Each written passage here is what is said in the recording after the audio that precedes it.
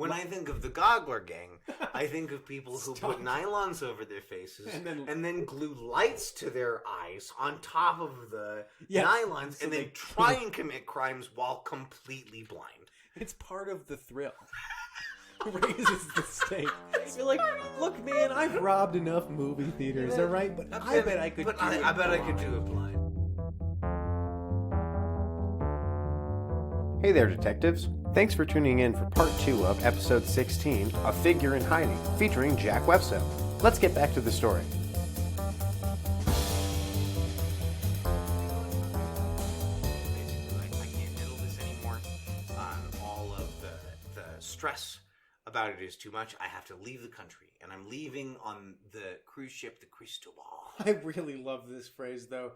We're not burglars. We rang the bell at the gate, but no one answered, so we had to climb over. We had to. Also, they describe Izmir as reptilian when they talk to him. His reptilian eyes. Yes, and that he has recently suffered a nervous... Which, like, if you're a Space Ghost fan, I think of Zorak. Boom. Oh, yeah. That, like, eye blink sound. The eye blink sound. I think of the visitors from V, the TV series, the lizard people, who, like... He's reptilian, and when you look away, he's going to, like, very over-dramatically eat a mouse. Because he has to do it in the time... He's going to do it by dangling it over his face, unhinging his jaw, and his jaw will turn into claymation, and then he will lower the mouse down into his claymation. Well, thank God he let us all know what sort of species he was. No, they interrogate Mr. Izmir with his reptilian eyes. And let's see, they're like, we'll let you know if we find out anything about... What? He says his car got stolen, and he's been receiving death threats. Mm-hmm. Which turns out to be total bullshit. The police are like, he's not reported any death threats. And he's rich. He would totally do that. Yeah, absolutely. They think that he might be a crooked businessman. And I'm like, yeah. And I'm like, a crooked businessman? What? Chief colleague says, I have heard of him. He's one of the biggest businessmen in Ocean City and quite a community leader. He has all sorts of projects. Izmir Motors is just one. And Joe says... He doesn't sound like the kind of person who would be mixed up in anything crooked. And I was like, I know, a businessman. They get a phone call when they get home from talking to the chief, and it's Zada. And he's like, I'm being held hostage, and you got to come get me. No, it's not from Zada. It's from a bunch of criminals who are like, we've got your boy Zada, and we'll give him back to you in exchange for the glass eye. And they're like, who is it? No, they try and... Yeah, Zada does talk, though. They're like, he says, these guys are holding me prisoner. You gotta help me. They'll kill me if you don't. Do what they say. Please. And I'm like, seems like a bit of a ruse. Yeah. But it's not. He is actually being held hostage. Mm-hmm. What they say is, if you want Zada back, you will go to this, like, hillside. Yeah. It's near the water. Yeah, it's near the water. No, it's near a cliff. Near a cliff, yeah. But you're gonna go to this spot. You're gonna park your car. Yeah, you're gonna and get you're out. Gonna wait for instructions. Don't call the cops, or we'll call your boy, or we'll kill your boys out. And so they're like, "Oh, okay, we agree." They try to like fudge their way out, but don't manage it. And then who do they call? They call the boy Sam Radley. And I was like, "Who?" I missed the part where they called him. So when they're like, "That must be Sam," I was like, "Who is this?" But Sam, they call Sam. They're almost never seen. Bodyguard. Last time I was on the show, we talked about how it might have been one of their dad's secret identities. Oh yeah, maybe. But it seems like he's a body man to Fenton. Like he's just another private eye. Yeah, happy to help out. Part of the agencies or whatever. Yep. I don't know. And so they get him to like go and approach from the opposite direction. Basically, he drives up to the other side of the hill so that they'll all wait. And when they're pulling down the hill, they see a figure with glowing eyes. After they park, I guess. They park their car. Yeah.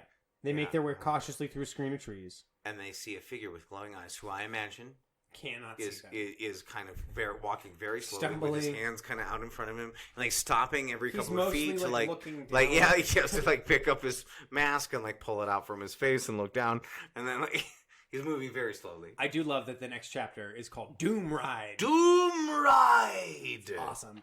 Makes me think of like a car from Wacky Races or something like the Doom buggy. I just want to lay out the scene rather than like read or anything like that. Yeah. I want to lay out the geography of this. So the boy's car is parked at the top of an incline. Yeah. At the bottom of this incline is a cliff. in front of that cliff is Zada. Yeah, tied up, he was laying tied on the up ground. and with a spotlight pointed at him. Like, Yeah, and one of the things that made me think this is a thing that didn't get the update is they used the term bullseye lantern. There's a bullseye lantern focused on him, yeah. and that is I just looked up an image of it if you want to get an idea of what it looks like. Oh, but they're flame lanterns that have a focused lens that you can point at that you one can point, place, and it has like a shutter on the front of it that you can open and close. Yeah, yeah. So you can light a Yeah, the old like barn door style. Yeah, yeah, and so he is lying. The captive peddler is bound and gagged on the ground. The deal that they make is that they can go down and load Zada into their car, and then they have to hand over that glass eye. Right. Which I'm like, immediately I was like, well, that doesn't make sense. No, get the glass eye first. You already have what you want. Why? But they're like, okay. And they're like, just wait. You'll get a signal, and then you can drive down the hill and get Zada. So they get in their car. They wait for the signal. They start it. And then they start driving. And the brakes are cut. And I don't know why. This struck me as so hilarious.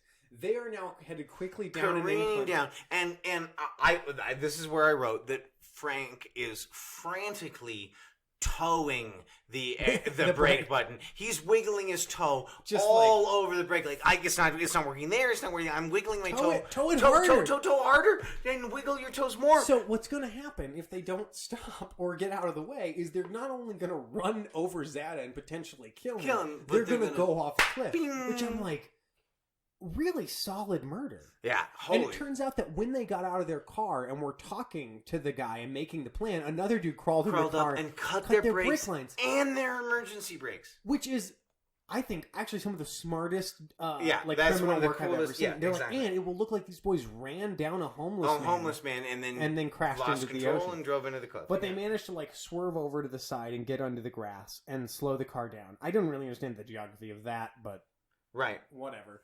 Oh, they also use the term. They damage the body of their car again because they run it again. It's all the bashed second up. car crash. They flatten, I think, both the tires. They just got it repaired, and then as soon as they're done, Sam Riley's like, and fires off a flare gun, which I'm immediately like, they refer to it as a very pistol. Very pistol, but if you read the description, no, it's clearly a flare gun. I just want to know what. I don't know. We should have to look. Yeah, I thought the same thing. Very pistol. That sounds like an old timey term. We should look it up. We should have looked it up before we did this. It would be an interesting segment that you would cut for time. And Sam did nothing. I realize at this point he just watched all this go down. Yeah, but he did do the flare gun, I guess. He parked a quarter of a mile away so that he's like, let's just call the police. Why'd you bring Sam? I don't know. It's good to have a witness to someone attempting to murder you. At least Sam was like because they were attempted murder. And at least Sam is like a private detective that follows the law. That's true. Yeah, he didn't try to just go after them. He's like, let's call the police. Well, that's what we're supposed to do. They think Zada's been drugged. They take him to the hospital. Oh, I love this. It made me think of Antiques Roadshow. They realize that the glass eye, when they're inspecting it again, might be hollow because it's very light for something that should be made of glass. And I was like, smash it! See what's in there! Smash it with a big rock! Break it open! But they don't. Which is nothing rattles inside of it. So and it's Sam Radley who's like, nothing's rattling, but it might even be wadded. I think he says he might be wadded in. Right. Radley agrees to just stay at Zada's room with him, hang out forever. Is he on retainer? Who is paying these people? He brings in another dude who's also a... that was the moment where I was like, wait a minute. It's I'll call one of your dad's other friends. Okay, wait, but did we get a grant? Who is... They're like, your dad's fine. We're all set. Yeah. We'll bring him one or the other. And he comes in and they're like, is he a detective? And Sam is like, a detective? Sure. Sure, yeah. Yeah. We're in the same line of business, field. Boys. We're in the... Yes. And they get home and they learn something amazing. That Fenton's safe has actually finally been run. It's been cracked, blown open, and I wrote in parentheses, nitroglycerin? No, Frank said. My hunch is they were lured away by some phony message to give the safe cracker a clear field. If they don't come back soon, though, we'd better phone an alarm. Now we'd better check Dad's list of secret papers. The brothers got this from Mr. Hardy's desk, and when they had gathered up the scattered documents, took inventory. They're all here, said Frank in relief. Suddenly he exclaimed, Wait, Dad stole some cash in the safe when he left town, but I sure don't see it now. Safecracker probably took it. Joe said. But I'll bet that's not what he came for. Frank agreed. 10-1. He was after the glass eye. I cannot get over the fact that not only does Fenton Hardy have a safe full of secret papers, but he also has a list in his desk Of what the secret papers are. So they can be cross-referenced against the file. Oh, no, they're all here. And also, the safecracker, even if they didn't find what they were looking for in Fenton Hardy's safe, they could have taken criminal files that they could have used for like extortion. Yeah, or even just a list of the criminal of the secret documents that Fenton Hardy has. That's leverage over Fenton Hardy. Exactly. Like it's unbelievable. He has a list in his desk, and also the fact that the kids are like, "Didn't Dad keep a bunch of money in the safe?" And I'm like, "Why does your dad keep a bunch of cash in a safe?" In his safe, yeah. Like, wait, that might have a lot to do with you in the future. Are you talking about like run money? Is that what you're talking about? Exactly. That's crazy. Yeah, but so I just love that he has a list of secret documents. The last thing that you want. Exactly. So they hope though that when Dad gets home, because they still have the glass eye, they really hope that when Dad gets home, he'll allow them to smash the eye open. I'm like, fuck your dad. Yeah, smash it open now, and then like, well, maybe if he lets us. I'm glad they don't do it, but it was such a late night that they sleep very late and they wake up just in time for church.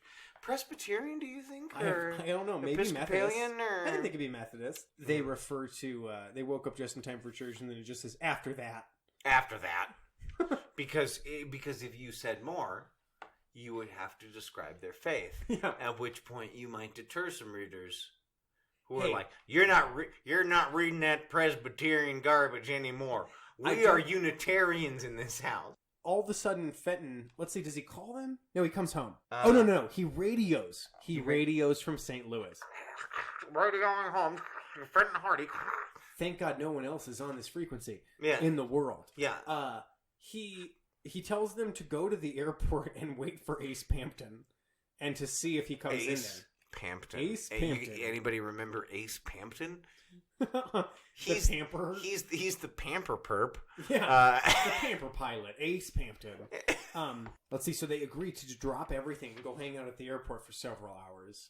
I'm sorry, the most boring fucking chapter of the entire book. They go to the airport. They see Rip Cinder, and he gives them a hand sign. Rip Cinder again being the ex-pug from the health resort. Burly, mash-nosed figure. Mash-nosed. And he makes some symbol out of it. And they see a swarthy hook-nosed man, and he does a forked finger. That's what it is. Oh yeah. He does the forked finger. It's very simple. He wards off the evil eye. Anybody who's listening at home, it's literally that finger. It's like the rock and roll or like the devil horns. Yeah. It's that standard like one you make where you stick your index finger and your pinky finger up, and you put your thumb over. You put your thumb kind of over your other two fingers. He gives him a rock-on symbol, but it's 1937, so they're like, "What the fuck is that?" Eye, which I mean, that's why we made it rock and roll. Pretty awesome. Yeah. Rock and roll's pretty great. So anyway, gangway. A guy runs through the crowd. Gangway. I love it like he says it like a gangway, like it's something you just say when you're carrying a big thing of luggage. Yeah. They chase after him. People don't allow the Hardys through, even though they're yelling, "Stop that thief! Stop that thief!" They're actually seeing the thief from the movie theater. Right? Oh yeah, it's the same guy. Yeah, and they make a thorough search, but the dark complexioned man has vanished. Basically, this is a chapter in which the Hardy Boys are sent to the airport to watch people get off a plane and catch a guy. But instead, what happens? They don't catch that guy. They sit at the airport for a while. They see a person they recognize, and they shout, "I recognize that person!" And they drum the entire airport into a chaos. They totally flush their quarry without ever catching it. Sure. And then there's and they provide a perfect distraction for their for the guy they're actually a chapter in which the Hardy Boys are the worst detectives ever. They just do nothing. And blow their own cover, destroy evidence that they could use. And then they decide what to go visit Zada. to room 410. Sinister flower gift. Yeah, because they go see Zada. They see that he has the same rock on, warding away the evil eye. He's symbol drawn on his his symbol door. on his door, but somehow they still haven't put it all together. And they go to talk to him, and he's in a hospital room. He just received some flowers. They don't have a bomb in them, do they? They have No, they just have a note, and the note is just a picture of the eye. The thing he's freaked out about is that he has sent a funeral arrangement of flowers, which is very that'd be fucked up to me too. They send a funeral arrangement and a little card with the eye. Yeah, and then when they but again, how at this point, how are the boys not making the connection between the evil eye and the symbol. Forked finger of the eye warding against the evil eye, and the eye syndicate, and the Izmir and the Motors. Goggler Gang? Yeah, how are they not putting all these together? They've been hit on the head many times. So many permanent brain damage. The thing that I really liked about the flowers is that when they eventually contact the florist, the florist is like, "Oh, I got no idea. They said just to send him, and Tucked also it under the door. He said to draw this symbol on it." And I was like, "Okay." And then they're like, "Can we see that letter?" And he's like, "I incinerated it moments ago. I threw it into an incinerator." And why does everybody dispose of stuff in the Hardy Boys by incinerating it? Like we've run into that. Well, it might be evidence. That's true.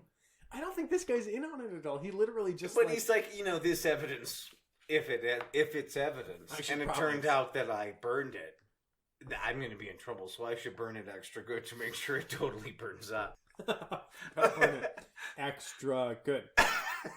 They go to talk to. One of the Goggler guys again. broke into Izmir's house. What was that about? They have warm up the radio again, and this is the first time that we see Fenton Hardy use a pocket radio transceiver. He has a cell phone. It's that thing from the previous episode where that guy invented that magical radio. I think Fenton just kept it. Yeah, like we were saying before. Man, how did they do these stories before cell phones? They made up cell phones and then gave like them to everyone.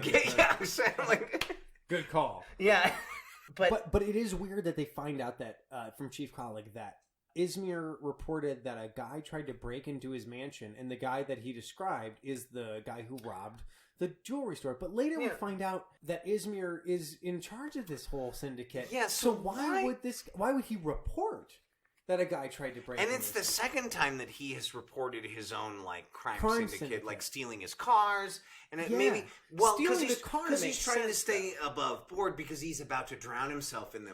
Well, we're getting ahead of ourselves. Oh, sure, for sure. But he's about to drown himself. The only other thing, I'm just looking at what I have left on this page. There's a moment where they call the airlines and they're like. He had a transfer in New York City, and they call the airline, and they're like, "Did he get on New Year's Day?" They're like, yes, he certainly did. Or like, airlines will give you passenger manifests. He got off the 310 flight. Yeah, and they're like, "Oh, so he missed him." And they're like, "Why did you tell these teenagers?" Yeah, like what? I really like this next chapter because nothing. The Brass Crescent. Yeah, nothing. This is a chapter in which they run into Tony Preto, and he explains to him the Italian tradition of the evil eye. Yeah, and warding off of the evil eye, which is not Italian. Yeah, it's like a pan-global. It's more. I associate it with Turkey. I don't even know. It's literally such an ancient tradition, and at least they hit on that. Yeah, chapter that it's all over Europe and Asia and everywhere. The concept of an evil eye persists. Put the evil eye on you. Persists thousands of years into our history, but apparently the boys have never heard of it. They missed that one. They're the lucky 10,000. On this particular... Yes, the lucky 10,000. Yeah. I love that. And then they find out that Fenton's guy, Pampton, apparently has gone to the health farm. Yes, he's checked himself into the health farm. Oh, also... Something about Rip Cinder. Well, the way they find that out is that they realize that cab companies keep detailed passenger manifests and logs and will share them with anybody. Anyone who calls. So they call and they're oh, no, I remember. I did drive a guy out to that place. There. Yeah. Yesterday. Here's what he looked like. Then they say he had bright red curly hair and big horn-rimmed glasses. And so he described a man wearing a disguise. Yeah, it's like when Fenton Hardy says earlier that the last time he saw him, he was wearing a fake beard. And then the boys look for a man with a beard. With a beard. Like, what? No, I said it was a fake beard, boys. Well, let's check in before we get to the very end of the book. Yeah. with a bingo. Hasn't been an explosion. But No I shipwreck. just got a disguise, which is cool. No horse chase. No reward. No made up country. Any actual injuries? Was Zada actually injured? He's been in the hospital for a while, but I think it's more nerves. There have been multiple people who have been actually injured. I mean, Bill Braxton got hit so bad that Frank was able to finger the wound. That's true. I'm So- gonna add that. I'm gonna add that. I don't have a secret code yet. I have a good feeling about that.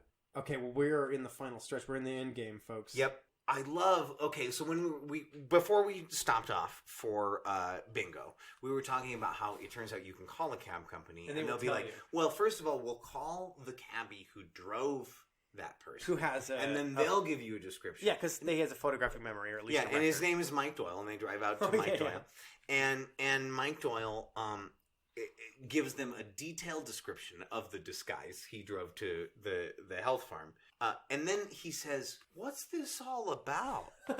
And the boys say, "Well, if our hunch is correct, he's wanted for swindling." What? What? I just wrote general. Just We talked about this earlier. general but swindling. I didn't realize you could be charged with swindling. He's like, yeah. He's It's a anything swindler. from like convincing you to trade a collectible card that you don't know is as valuable as it is, Yeah. to like selling you a car that To the doesn't have an standard, engine. like, hey, can I get change for this 20? And then while you're handing him the change for the 20, he like sticks it in an envelope. You know, standard handoff. Right, Like, swindle. No, Yeah. just general swindle. wanted for swindling. Sort of standard Yeah. swindler. Swindling. They have suddenly decided that Doc Grafton's farm must be a hideout for criminals because Chet can't have a real job. No, exactly. No, anywhere Chet gets a job, they're like, it must be some sort of It must scam, be, yeah. right? Yeah. Because we don't have a job. Right. They're like, no, But, Chet like, goes how to do they- get a job. No, but how do they work their way to the idea that... They just decide that because Rip Cinder works there and knows Pampton is dodging the law, the health farm might be a regular they've- hideout for criminals. They make a huge jump in one sentence Yeah. there. Yeah. Oh, I well, don't this know. is all going to make a lot more sense when we get to the last chapter. Yes, the that's mega true. info Where dump. we've given all the information that was cut. So let's see. They go to they that- go home because they have a plan. Remember? Oh, shit. They think that Fenton Hardy should put on a disguise. He's back from St. Louis, by the way. That he should Like, put on you a should disguise. check in as an... And he should do a Nellie Bly. He Yeah. should admit himself to this sanitarium and pretend to be a person there to learn information. Now, my question about this is, Fenton Hardy is world famous, recognizable on sight. On site, yeah. So how is he going to disguise himself? I will but list then it. later, They- he has a great disguise. Okay, yeah, I will wait. Okay. We'll wait for the disguise, but I have it His written down name. in 4 bullet points. His And he's like, I will go in under an assumed name. The assumed name will be Foster Harlow. very creative, Dad. Thank you, Fenton Hardy. They're like an FH just checked in. Oh my God, that's Fenton Hardy. No, oh no, it's never mind. Foster Harlow. Apparently, this guy's For name a is second, I was Foster like, Harlow. looks just which like Fenton I've met Harlow. so many Fosters and Harlows in my life. Apologies to all you Harlows out there. And Foster's. Yeah. Oh yeah, this is when they go and manipulate that old man. Yeah, they go to Mudge and convince him that Izmir is gonna try to buy that boat instead of him, and he's like, I will learn everything there is to know about that man, and I will destroy him with that information. Yeah, they're like, oh, Mudge is also a crazy businessman. Yeah. And he's crazy. So if we phrase our questions right, we can weaponize him. His craziness, yeah. His craziness against the other wealthy guy. So, like, you ever hear of a guy named Imzir? And he's like, yeah, he's another rich guy. And they're like, yeah. You know that boat you really want to buy? He really wants to won't. buy that boat too. And that's enough. And he's That's like, enough. And he's like, that "No." son of a bitch. It is over for him. I will, and like... I will ruin his life. I will end his life. Yeah. And you're like, and the Yeah, boys and are then the boys just kind of grin. exactly as the Hardys had hopes. I just wrote jerks. Yeah, Don't exactly. manipulate this old man. He's in a hospital. Yep.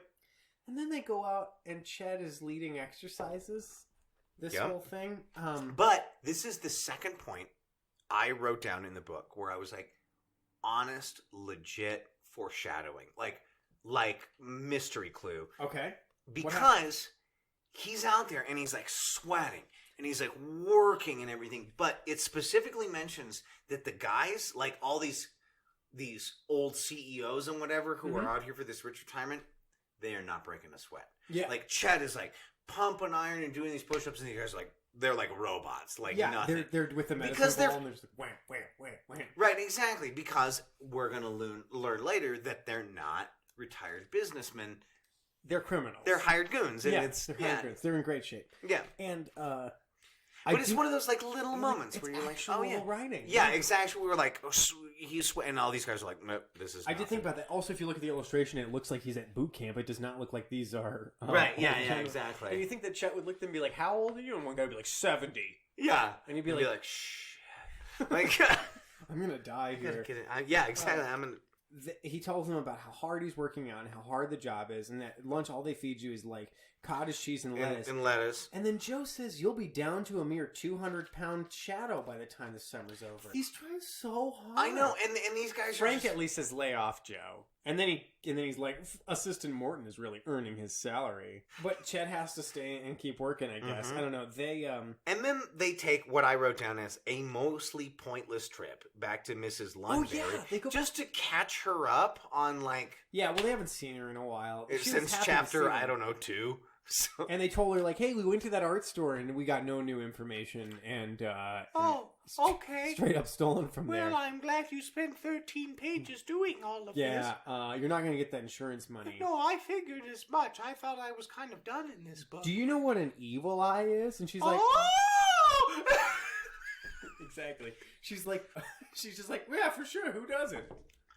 Yeah. And they're like, yeah. She's like, yeah, well, we traveled all over the world. Yeah, and come on. Carved in, like, buildings and painted on stuff. It's superstitious. But she didn't remember it the first time. She's like, now that I... Something about an eye. Something about eye evil. Now that I think about it, it was carved everywhere. Everywhere we went. And they say that it exists in many parts of the world, probably including India. They find out something about Izmir Motors. This chapter is called The Walking Mummy, but it's actually... I mean, it doesn't actually pay off until the next... No, like most chapter, of these. Yeah. They, when they get home and they're like kind of recapping all the clues they've learned and stuff and what they learned after their totally pointless chapter where they basically go and inform a bunch of old people about what they've been doing. They're like, well, I guess we'll just go home and go to bed then. But then Chet shows up in his jalopy and he honks his horn and they're like, I just saw a walking mummy. Oh, walking mummy. And they're like, yeah, is this like when you said we were going to get kidnapped and so we went to a beach party? And he was like, no, it's actual mummy though. Oh, they're like, oh, cool. Yeah. Because immediately they're like, this is even a weirder, weirder ruse. Yeah. Like, do you want us to who come did you wrap in toilet paper? Like, what? Is it Biff? He's like, no, actual mummy. And they're like, cool. Yeah, great. Yeah, great. But it's clear that he didn't see a mummy. He saw a person who was wrapped in bandages. Because that's how he describes him.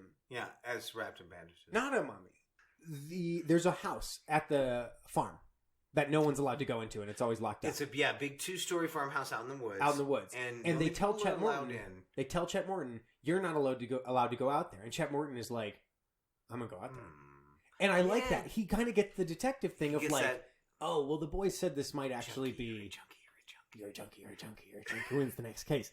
But he goes out to check out this abandoned house, and when he looks through the window, he sees people fighting. And when he looks through the windows, he says, all of the sudden, this mummy walked past the window. The head was all wound around with bandages. And then they say, easy, Chet, you've been seeing too many horror movies, like The Creature from the Tomb. I don't think The Creature from the Tomb is a real movie. I just wrote not a real movie. Yeah. And they accuse Chet of being, stupid and delusional instead of just immediately assuming that he saw, a person. And they're like, you've been working out too much. What? No, just believe me when I say things to you. Yeah, why does this have to be... Oh. What's the... I got a... Oh! Jack got a cool, weird printing error where one of the pages one of my is extended pages about a quarter. Overextended. We'll take a picture of it. We'll post it on our Instagram and Twitter. But cool. This is kind of a cool, this is a factory kind of misprint, reprint. They decide to go out to the... Oh, no, Fenton gets a hold of them. Fenton calling Elm Street. Yep, because Elm Street to Fenton, we read you. Anyway, yes, they're on the radio. Mm-hmm. And he has managed to sneak a radio broadcaster into the farm where he's under disguise. And he's like in his own room. And I'm like, wait, but this isn't a prison. Why wouldn't they let you have a radio? Yeah, you can. Yeah. What? Yeah, it's in a prison.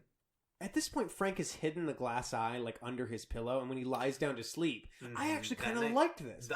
This is one of my favorite moments in the book. He lays his head on the pillow and hears like a clockwork. He lays down, and then he wakes up later, and it's like click, click, click, he's click, like, click. I wonder why I woke up, and then he tries to roll over, and then he starts hearing. And when he opens Signals it up, are coming through the eye. clicks. And it's a real shame because on the very first page of this book, there's an illustration of him saying, signals are coming through the eye, which like really ruins because you're just waiting for the eye to go off the entire book. Yeah, also it doesn't look anything like it's described in this very bad It's a weird ass almond shape, and it's they get a code, and the code is this. I'm just going to read it exactly. 12 p.m.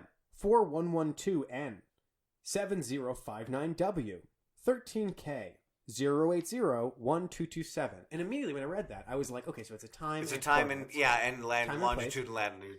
Yeah, and possibly. And then the rest of that is some more. I don't know. Yeah, exactly. I was like, it's probably like maybe wind speed or direction. Then it takes them 2 pages to decipher that code. 2 pages to be like, well, I mean, it just seems like letters and numbers. 1-2 p.m. What could that possibly mean? Like, but then they find out after they solve this that Chief College lets them know that 2 more people tried to break into Izmir's estate, and their names are Kane and Yado, and they're both dangerous hoods. And again, I'm like, why is this guy reporting on these criminals? Like none of that. This also it's all a setup. And it was the second time I read through the book that I noticed the Kane and Yado thing. I don't think they ever come back. No, never mentioned again. That must have been from stuff that was cut. That a previous thing and stuff that was cut. Because but they do learn.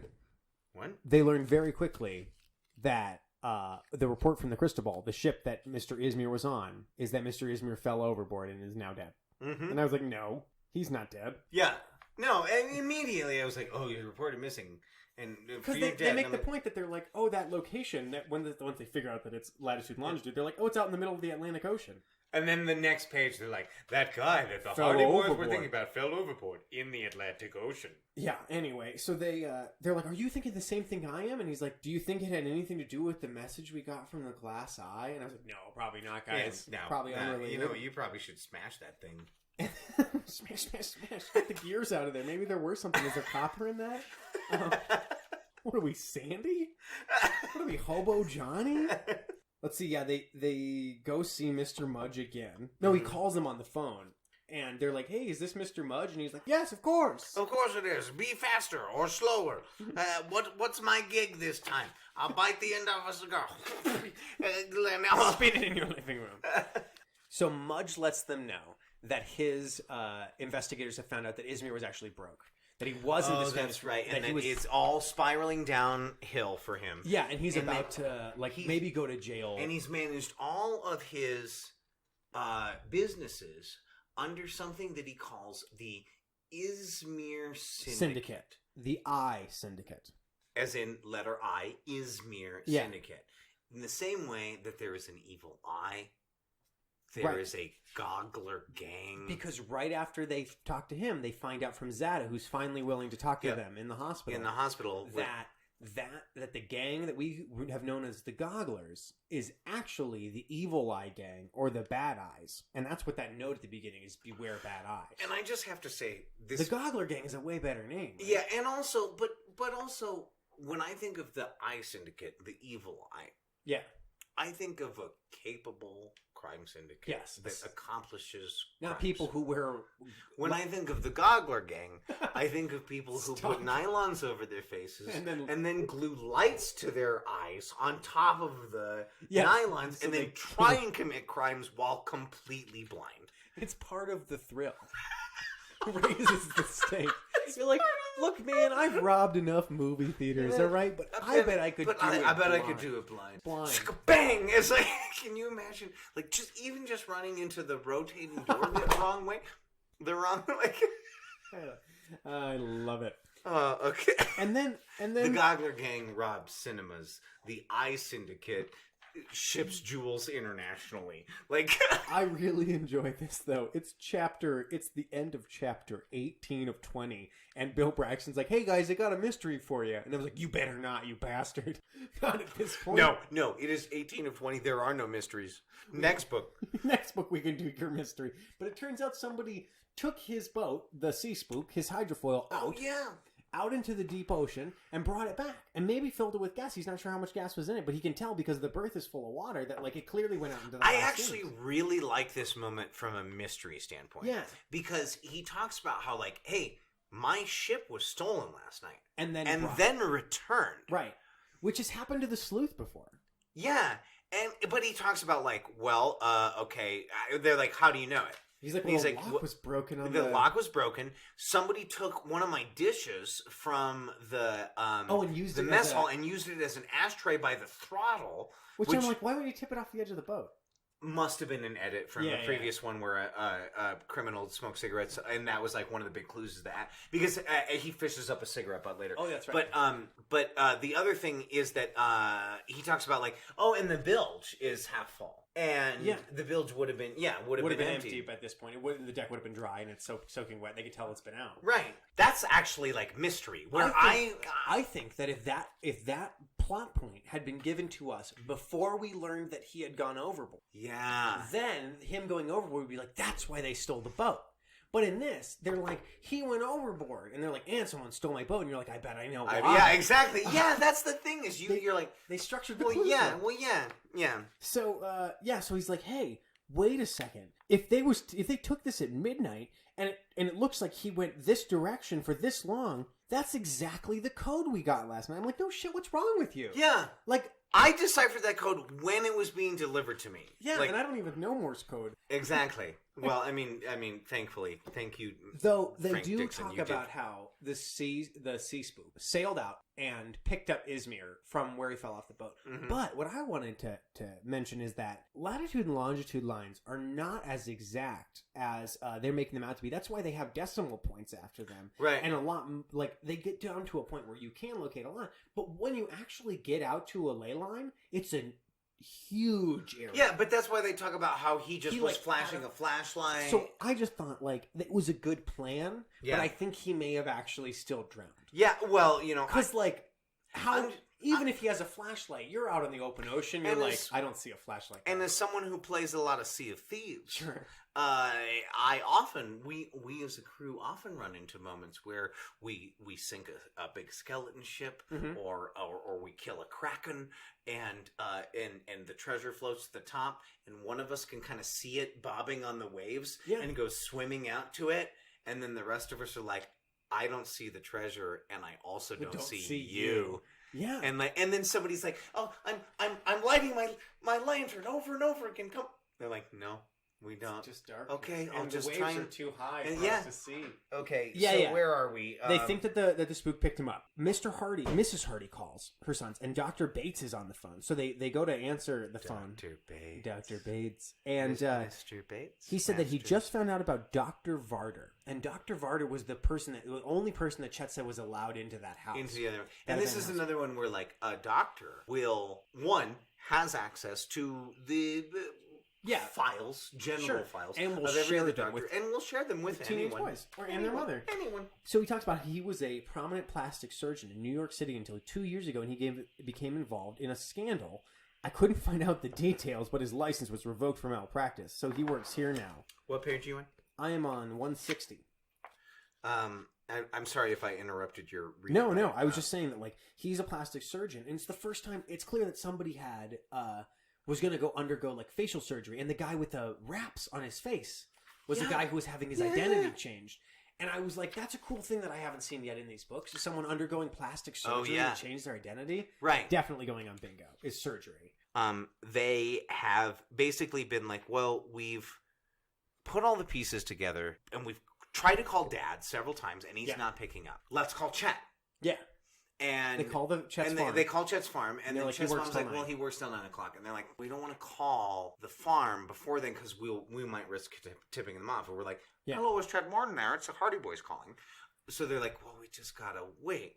So instead they decide that they're going to drive to the grounds Okay. and wait for Chet to walk off the grounds, and then as soon as he walks off, they're gonna, flag him down. Soon after 9 o'clock, Chet came ambling through the arched gateway of the health farm. A slight honk drew his attention to the Hardys' parked convertible. He trotted over. Hi, fellows. He exclaimed. I thought Iola was coming to pick me up. Yeah, I like that too. A slight honk. There's no medium ground. Yeah, exactly. No, it's either silence or it's very... Yeah, exactly. Very loud. So they decide they're going to break into the farm. Yep. They sneak up to the house, and so two men burst from the front door, and run down the steps and grab them, and say, "You're going to get what your father got in the steam room." And I was like, "Oh my god, what did you do to Stan and Hardy in the steam room? What did you do to Stan and Hardy in the steam room?" And what they did is actually kind of like... What did they do? I don't remember. Well, when I read it, I was like, "Oh shit." So I wouldn't want to do that. But they're caught. Yeah, they get drugged into this house. By the gangsters. Can I say this last chapter? It's bonkers. This and fighting, it's ridiculous. This punching and fighting their way through this mansion that they get lost. That they get lost. This is actually one of my favorite scenes in the entire book. Like the best part about this is that Chet gets away, and Chet runs, and they're like, "We don't even care about your friend." Because as soon as he hits that electric fence, he's fried. Because it's like a Jurassic Park electric fence. It's got like 11,000 volts running through it. Hands. Yeah. I mean, it's to protect old people who are at a health farm. So naturally, it will kill them if they try and climb over it. Or touch it, lean against it. Yeah. So they're like... brush, kind of sort of brush. So they're like, we need to find wires to cut in this house. And they just start sprinting. Snip, snap, snip, snap. Snip, snap. I love it. They don't know what any of these wires go to. Cut them all. It's done. It's cut. And they do manage. They find Fenton. They manage to cut the wires. Yeah. Have you seen Get Out? Yeah. The end of this book made you think of Get Out? Yeah. Yeah, and it's a huge, like, mansion. Yeah. It's like an old, reconverted manor. Sure. Where there are all these people who are, like, doing their own thing. And they're all criminals. Like, if you stumble into the wrong door, they're all going to turn and, like, bash you. But, like, really, they're all just, like, living their lives. And, like, and there's a moment where they find Izmir. I think we're coming up on it. Where they, like, kick in the door to a room, and Izmir's in there, and he's actually got the jeweled Siva. Yeah. Remember the jeweled Siva? Remember how that is somehow they part see of him this? Put it in his pocket, and he like slips it into a pouch. What does he do right after? He says something about the sauna or well, they've trapped Fenton in the sauna. Yeah, and they get the boys in. The boys get into the sauna and manage to free Fenton. Well, first they find Izmir, and they're like, "Where is the fuse box? Where is Well, they say, "Where's Fenton Hardy? Where's the sauna?" Yeah. And he lies to them, and he's like, "It's that way." And they run down to the other end of the hall, and they kick open a door. And when they do, there's a dude with his fucking face removed. Yeah, on a table, and two surgeons who look up like, "What the fuck?" That was the moment that reminded me of Get Out. Very where creepy. I was like, it's just like two people that just look up like, "What?" And then they just turn and run away from there. And then later they do the Naked Gun thing where they like throw pillows and blankets. Yes, that's my favorite, is that they throw pillows and wet towels at them, and that manages to work. But the cops show up and everybody panics as well. So you're like, wait, who called the cops? Yeah. And like, so now not only are they running around this mansion, they can't get out. They have Fenton Hardy. They're using... But like, there's like cop cars outside. Yeah, like, it's like just lights chaos. flashing. But when they finally find Fenton Hardy, yeah. What, he's in one of those old school, if any of you like listeners have seen, it's like literally that old school sweat box that you see in like 30s and 40s videos.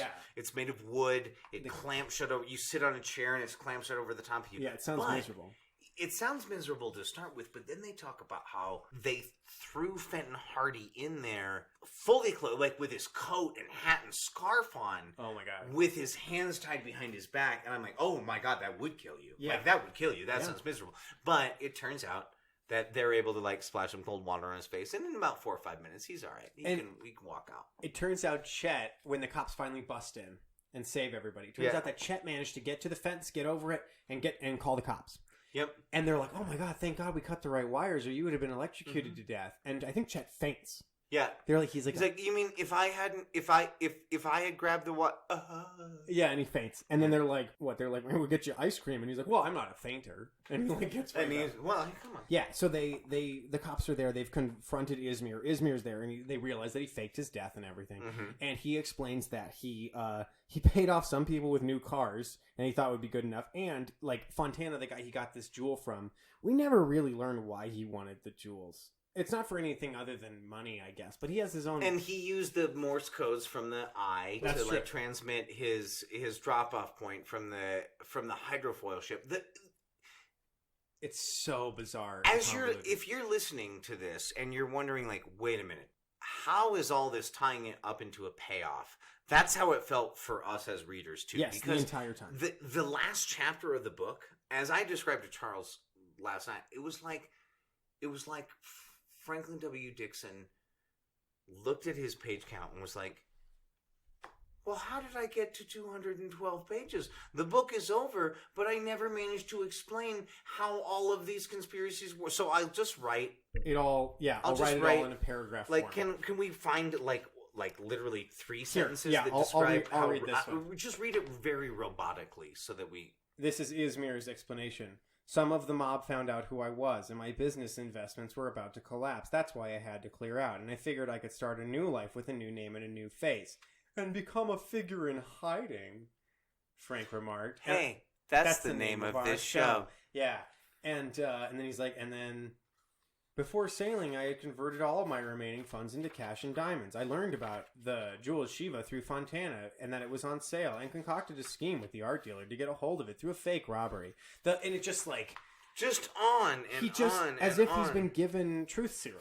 He just exactly. reads everything. But it's all just like stuff that was cut that they feel like, well, the audience is going to want to know. And also like, well, how could you solve the mystery without these facts? Apparently he like rats on his entire gang. Yep. And the cops are like, well, it shouldn't be hard to... They find out about some unnamed guy named Frosh, who was like the guy who tied up Aunt Gertrude. He's never appeared before or since, and I thought it was one of the guys we were supposed to know, but he's an unrelated member of the syndicate who was the guy who broke into their house and tied up...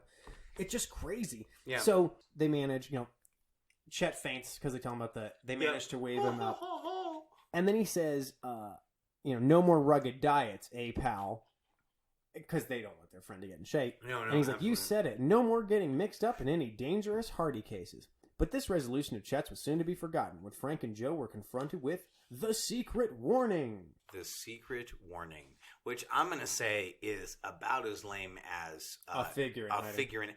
Talk about a shitty title. Yeah. Can we end this podcast talking about what a shitty title that is? It doesn't have anything to... There were no figures in hiding. No. I mean, they literally had to create them and then be like, oh, was that... So you were sort of a figure in hiding, would you say that the person that you couldn't see that was obscured outside by shadows, a figure in hiding? Like...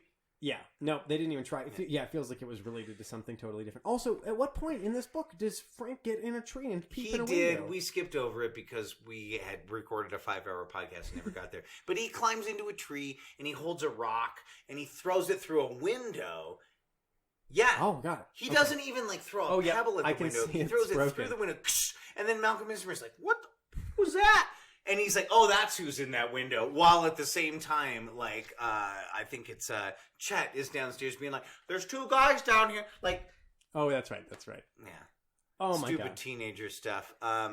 Well, I think what a mess. This was a mess of a mystery. What a mess. I didn't know what the mystery was for most of the book. Yeah. This is... I always read these books twice before I come on the show because I just feel like it gives me a bit more context. Did you understand it any more the second time? Yes. Well, that's good. I actually only understood it the second time. Well, I will probably never read this book and never get the luxury. But listening to this, maybe I'll understand more of it. But I kind of probably not because we drank a lot of whiskey while we did it. Yes, and we talked for forever. My favorite thing from this book was the Goggler Gang. I want more themed gangs. Yeah, but also the Goggler Gang can't. I mean, they wear nylons and then they put lights on their eyes. It makes me think of see. You couldn't. It makes me think of a hook hand gang, where we put on fake hook hands over our real hand. And then it turns out we can't pick anything up. Okay, on that, I'm going to leave it. Thanks, detectives. Are you going to ask me if I have anything to plug? Do you have anything to plug? We have new episodes of At Any Rate. Yeah, I do. I do have a couple of things to plug. At Any Rate is a web series that you can watch on YouTube. It was written by me and by our host, and it's very funny. And our good friend and former host Adrian Bishop. Who's been on the show, and I think you should have Adrian Yes, I back. should have him back. And so definitely check that out. Also get on Amazon.com and grab yourself a copy of The Dogs of Atwood. That's right. For 99 cents, written by Charles Wefso. Just The Dogs of Atwood, Atwood. Great, thank you. I guess that's all for me. Well, then the other thing that I will always plug is just if you're in the Denver area, just check out Bunport Theater. Yes. They're the MVPs of the Denver theater area. And whether we're working with them or whether they're doing things without us, you should always go and see and support them because they're the top notch. Couldn't agree more. And that's it. Okay. Thank Hey you, man, Detectives. I know I'm a producer, but thanks for having me on the show again. Always a pleasure. Because Jack and I stayed up so late talking about this ridiculous book, I thought I'd teach everyone how to make an extra delicious and probably culturally insensitively named Irish coffee. First, get a coffee mug, preferably one of those fancy glass ones. Add 1.5 ounces of whiskey to a tablespoon of brown sugar at the bottom. Add freshly brewed black coffee over the top.